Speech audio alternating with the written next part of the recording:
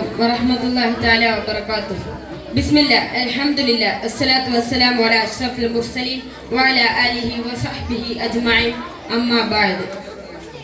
ബഹുമാനപ്പെട്ട അധ്യക്ഷരെ, രക്ഷിതാക്കളെ, പ്രിയ കൂട്ടുകാരെ, ഈ അസുലഭ മുഹൂർത്തത്തിൽ എളിയൊരു പ്രസംഗം ചെയ്യാൻ അവസരം നൽകിയ അല്ലാഹുവിനെ ഞാൻ ആദ്യമായി സ്തുതിക്കുന്നു. അൽഹംദുലില്ലാഹ്.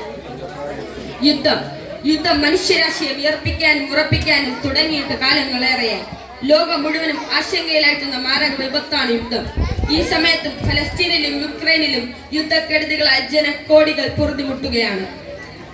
എത്ര ദശാബ്ദങ്ങൾ പിന്നിട്ടാലും ഏറെ നടുക്കത്തോടെ ഓർമ്മകളിൽ ഇരുമ്പിയെത്തുന്ന പേരുകളാണ് ഹിരോഷിമയും നാഗസാകിയും. 1 ലക്ഷത്തോളം മനുഷ്യർ തത്സമയം നിഷ്കാസനം ചെയ്യപ്പെടുകയും 1.5 ലക്ഷത്തോളം മനുഷ്യർ അതിന്റെ റേഡിയേഷന്റെ പ്രത്യാഘാതം മൂലം ഇഞ്ചിന്റെയായി മൃതയടയുകയും ചെയ്ത് ഹിരോഷിമ ബോംബിന്റെ എന്തു സമാധാനമാണ് ലഭിച്ചത്? യുദ്ധം സമാധാനമുണ്ടാക്കുകയല്ല, മറിച്ച് മാനവകുലത്തിന്റെയും പ്രകൃതിയുടെയും സന്തുലിതാവസ്ഥയ്ക്കും സ്വസ്ഥയ്ക്കും ഭംഗം വരുത്തുകയാണ് ചെയ്യുന്നത്. തങ്ങളുടെ അധികാര മേധാവിത്വം അരക്കിട്ട് ഉറപ്പിക്കാനും പൗരന്മാരെ ചൊൽപ്പടിയിൽ അടക്കി നിർത്താനും സൈന്യത്തെ ഉപയോഗപ്പെടുത്തുന്നു. എത്ര മലിമസമായ കാഴ്ചയാണ് നാം കാണുന്നത്. അതിനുപരി വൻതോതിലുള്ള ആയുധ വിപണിയിലൂടെ സാമ്പത്തിക നേട്ടമാണ് മിക്ക സാമ്രാജ്യവും ലക്ഷ്യമിടുന്നത്.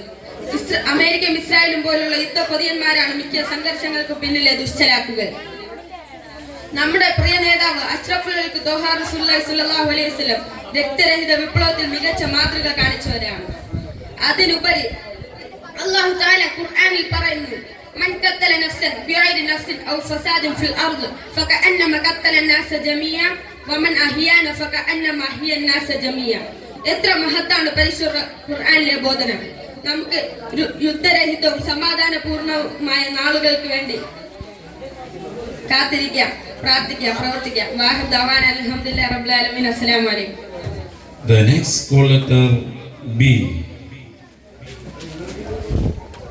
സ്നേഹമുള്ള